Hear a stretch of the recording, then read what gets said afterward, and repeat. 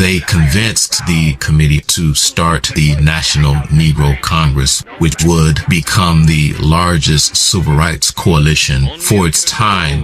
Franklin D. Roosevelt, 32nd U.S. President, in 1933, he signed the National Industrial Recovery Act. Now, I don't know how you felt about him in his presidency, but I was always skeptical about him.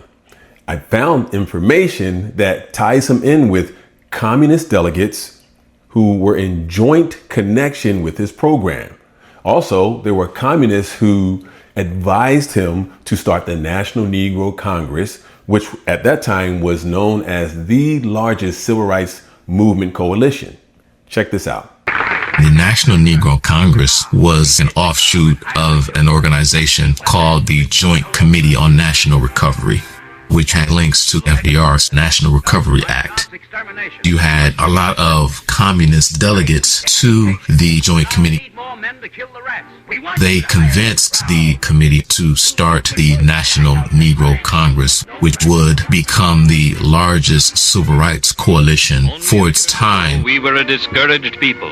In vain, we sought for something to restore our confidence, our hope, our courage.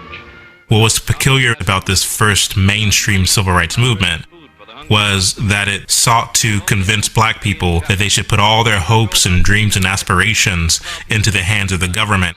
Anxiously, we waited for some sign of better days. Then came the federal government's work program. One by one, it took us out of the breadline. James Ford was one of the chief organizers, along with the left-wing union activist A. Philip Randolph. A. Philip Randolph, who was actually a Marxist, became the president of the National Negro Congress. Roughly a year or so later came its southern counterpart in Virginia, the Southern Negro Youth Congress. Eventually, it moved from Virginia to Birmingham.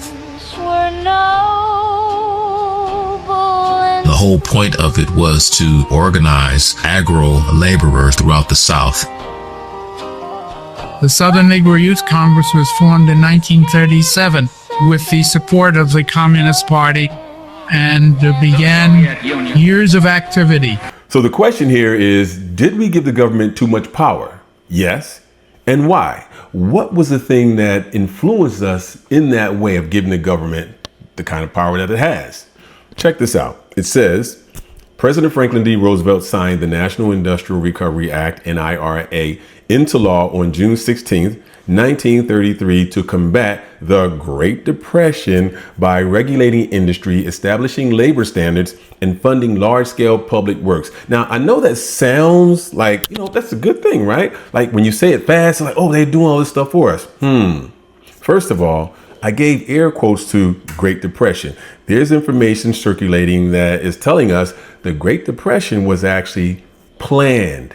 It was all laid out for it to happen the way it did. It wasn't like, oh man, something went wrong and now we're messed up and we're in this. No, it was planned by powers to be in order for the federal government really to have more power over us.